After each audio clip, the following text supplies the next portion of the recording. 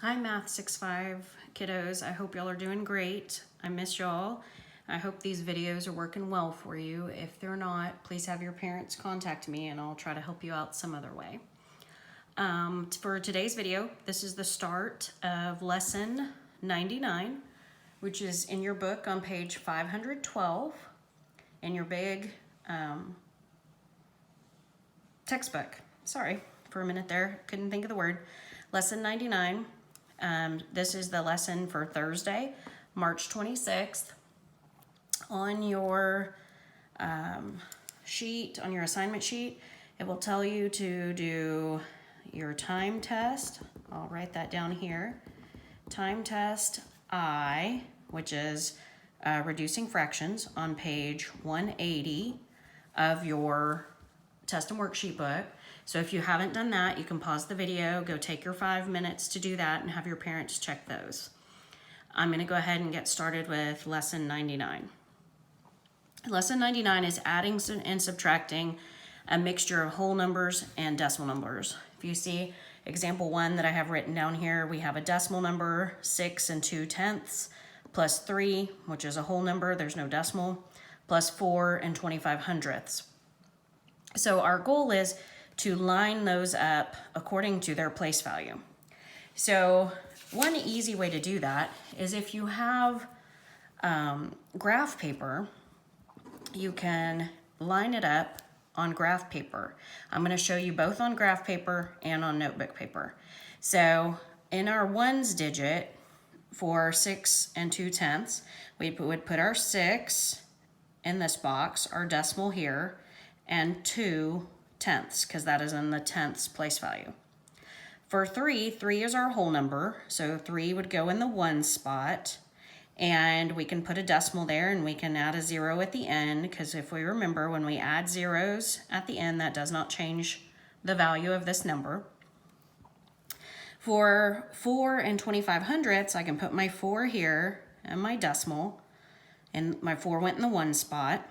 My 2 goes in the tenths spot, and my 5 goes in the hundredths spot. So now I have everything lined up to add.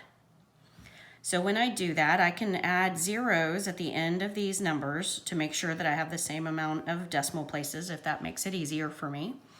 So I'm going to put my zeros in. That does not change the value of either of those numbers.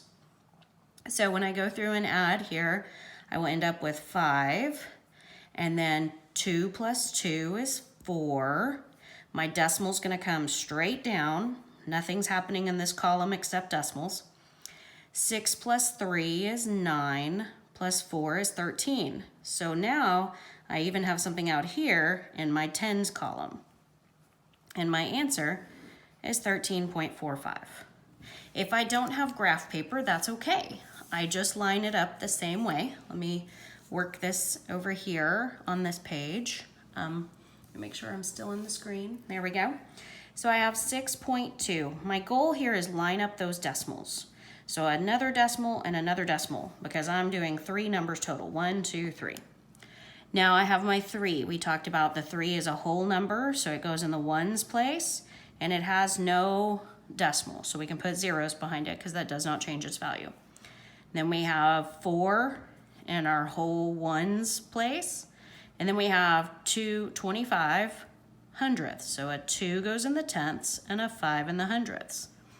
I can go up here and place a 0 in those spots, and that does not change the value of my number. Again, I add.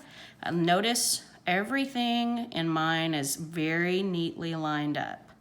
You will need to do that. If graph paper will help you, please use graph paper. If it won't help you, but you need to be sure. I have straight lines for my numbers. When adding decimals, it is very important to line up those decimals and ensure that your place value digits are lined up, okay? So when I add that, I end up with the same answer, 13.45. So if you have graph paper, that's a neat way to do it. If you don't, this works just fine also. So I'm going to do, so that was adding both a combination of whole digits and decimals.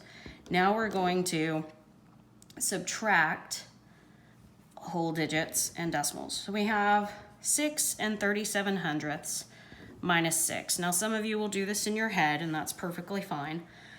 But I'm going to line mine up again.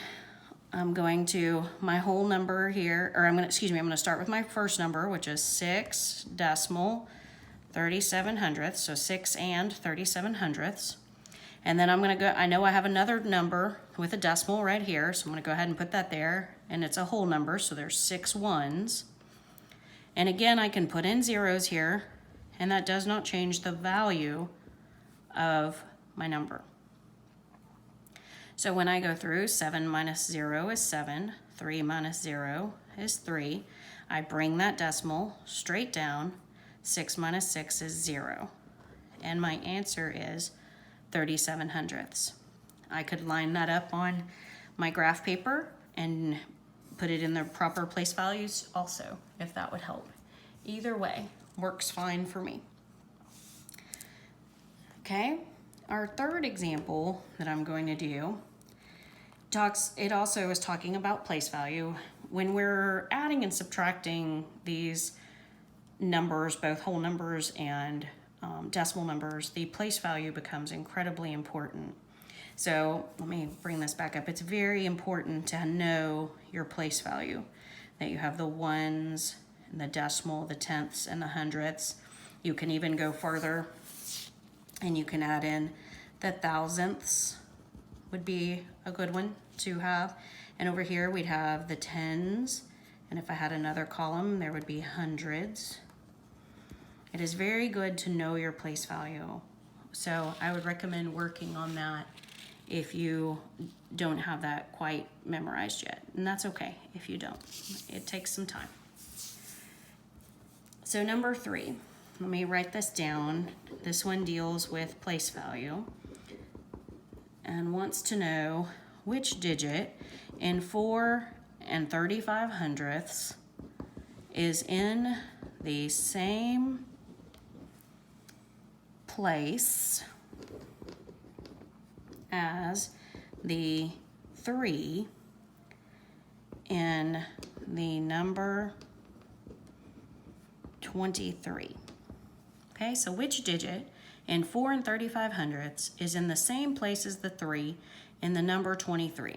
So I can use, if I write I'm going to do my place values again. So I'm going to do hundreds, and I'm on the left of the decimal right now, tens, ones, and then I have my decimal. Then I have tenths and hundredths. That's all as far as I'm going to go for this problem.